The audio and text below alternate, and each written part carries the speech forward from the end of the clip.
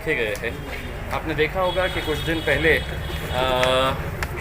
कन्नड़ के पूर्व आमदार हर्षवर्धन जाधव ने एक एमजीएम के डॉक्टर से बातचीत की और उसके अंदर जो बातें सामने आई, एक हॉस्पिटल को अगर 32 करोड़ रुपए स्कीम के अंदर मिला जा रहा है तो सही मानों में ये पैसा गरीबों के ऊपर खर्च हो रहा है क्या?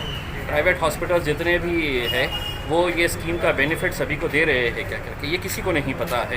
पैसा आ रहा है और पैसा जा रहा है, सिर्फ इतना ही बताया जा रहा है। आज देखिए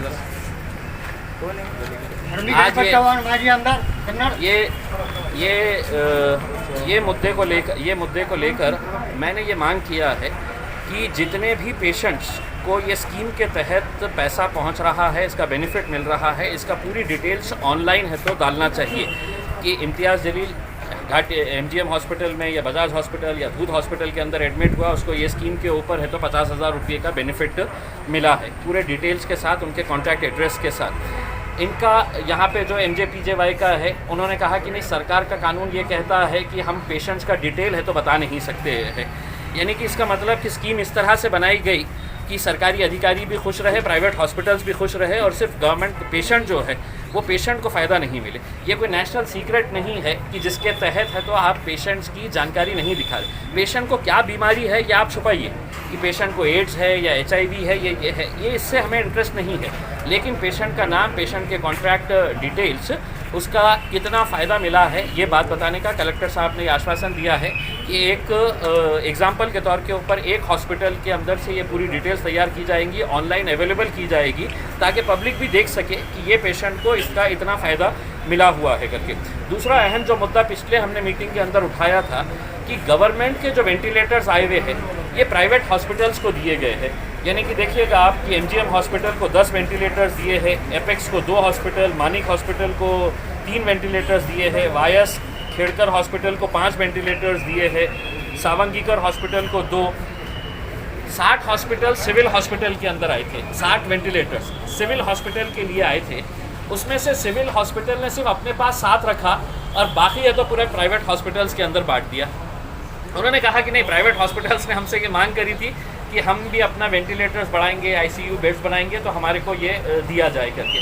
सवाल ये पैदा होता है कि जब सरकार की इतनी करोड़ों रुपए की बिल्डिंगें बन के तैयार है, हॉस्पिटल्स तैयार है, सुपर स्पेशलिटी की जो बिल्डिंग बनी है वो किसी 5 स्टार होटल से कम नहीं है, वहाँ पर वेंटिलेटर्स ना देते हुए ये प्राइवेट हॉस्पिटल्स को देने का जो निर्णय किया गया है वो टोटली गलत है। प्राइवेट हॉस्पिटल्स पैसा लेते हैं पेशेंट्स से, प्राइवेट हॉस्पिटल्स गवर्नमेंट की स्कीम इम्प्लीमेंट करते हैं, दूसरे बेनिफिट्स उनको मिलते हैं, लेकिन अपने पास महज 7 बेड वेंटिलेटर्स रखना और बाकी के पूरे खैरात के तरह बांट देना, तो फिर सवाल ये पैदा होता है कि आपने इतनी जो चीख के मांग की थी कि हमारे पास वेंटिलेटर्स नहीं है, मैंने खुद ने अपने पैसों से, हमारे खासदार निधि के अंदर से मैंने 6 वेंटिलेटर्स घाटी को दिया। मुझे अगर पता रहता था कि मतलब अगर ये खैरात बांट रहे हैं पूरे प्राइवेट हॉस्पिटल्स को तो मैं देता नहीं था।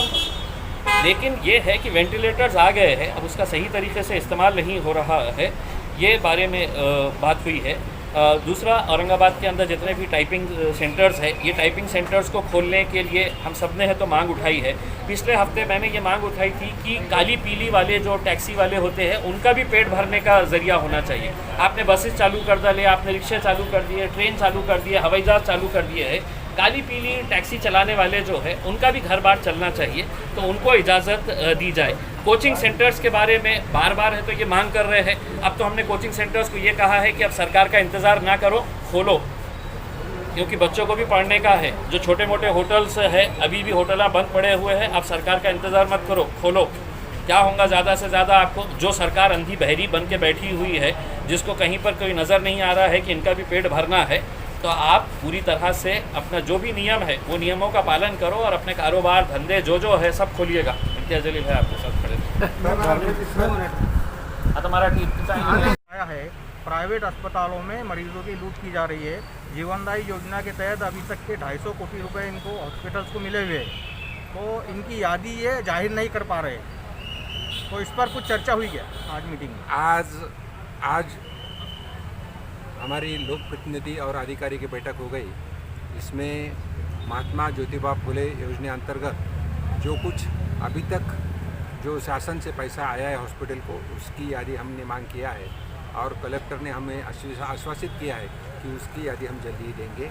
उसका डिसीज़ कौन सा है उसका नाम नहीं चाहिए, लेकिन कितना पैसा मिला है, कौन से हॉस्पिटल को कितना पैसा मिला है और रुग्ण का नाम क्या है उसकी यादी मिल जाएगी।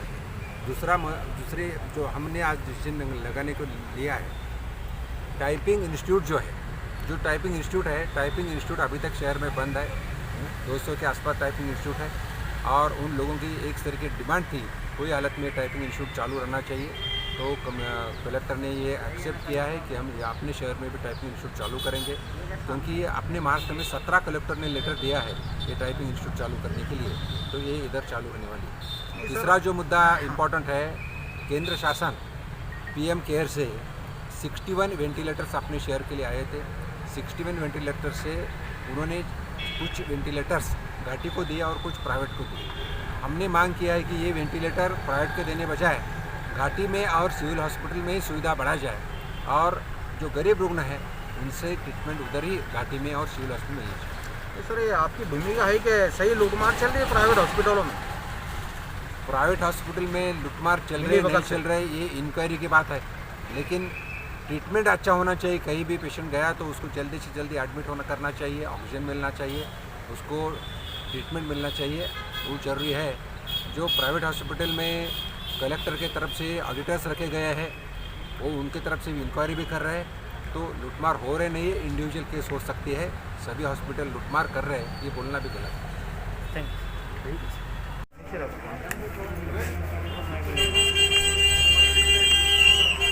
आज जो मीटिंग हुई हफ्तेवारी, इसमें क्या निर्णय लिया गया? विशेषतः व्हेंटिलेटर विषयी जास्त चर्चा झाली, कारण शासनाने, केंद्र सरकारने, राज्य सरकारने इथे आपल्या इथं व्हेंटिलेटर दिलेले असतानाही ते खाजगी हॉस्पिटलला दिले गेलेले आहेत आणि त्यामुळे सगळ्या लोकप्रतिनिधींनी अशी मागणी केली की आपल्या सिव्हिल हॉस्पिटल आणि मेडिकल हॉस्पिटलची कॅपॅसिटी वाढवा, इथेच व्हेंटिलेटर ICU वाढवा आणि त्या प्रकारच्या विषयाला मान्यता मिळालेली आहे।